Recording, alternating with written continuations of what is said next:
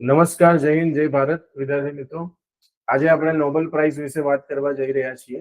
તો Nobel price chemistry માટેનો જે છે એ કોને આપવામાં આવ્યો છે તેના વિશે વાત કરીએ તો 2025ના વર્ષનો નોબેલ પ્રાઇઝ ફોર કેમિસ્ટ્રી એ 3 વૈજ્ઞાનિકોને આપવામાં આવ્યા છે, જેમાં જોર્ડન અમેરિકન એટલે કે જોર્ડનમાં પેદા થયેલા અને અમેરિકામાં કામ કરતા ઓમર યાગી, ઓસ્ટ્રેલિયાના વૈજ્ઞાનિક રિચાર્ડ રોબસન્સ અને જાપાનના વૈજ્ઞાનિક સુસુમુ કિતાગાવાને 2025નો કેમિસ્ટ્રી માટેનો નોબેલ પ્રાઇઝ આપવામાં આવ્યો છે.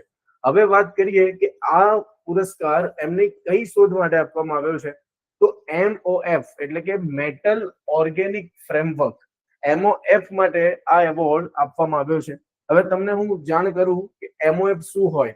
MOF એટલે કે ક્રિસ્ટલાઇન સોલ્યુશન કે જે સોલિડ તરીકે કામ કરે અને આ જ પદાર્થને આપણે ઘણા બધા ફૂલ મેટલ તરીકે કન્વર્ટ કરી શકીએ. જેમાં આની વાત કરું હું મેટલ ઓર્ગેનિક ફ્રેમવર્કની, તો એમાં જ્યારે ઓર્ગેનિક કમ્પાઉન્ડ હોય એ ઓર્ગેનિક કમ્પાઉન્ડ એક કોવેલેન્ટ બોન્ડ બનાવતા હોય કે જે બહુ જ અસ્થાયી હોય.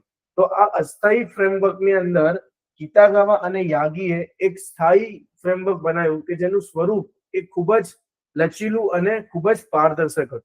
અને આના કારણે જ એ ભારતની અંદર પણ અમુક ક્ષેત્રે રિવોલ્યુશનરી ક્રાંતિ થઈ શકે, કારણ કે આ MOF ફ્રેમવર્કનો ઉપયોગ ભવિષ્યની અંદર ડ્રાય એરમાંથી મોઇસ્ચરને ખેંચવા માટે, કાર્બન ડાયોક્સાઇડને ખેંચવા માટે તથા આપણે અહીંયા જોઈ શકો છો એ રીતના એર પોલ્યુટન્ટ્સને પણ કેપ્ચર કરવા માટે થઈ શકશે.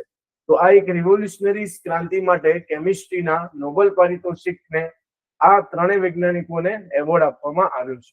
જય હિન્દ, જય ભારત.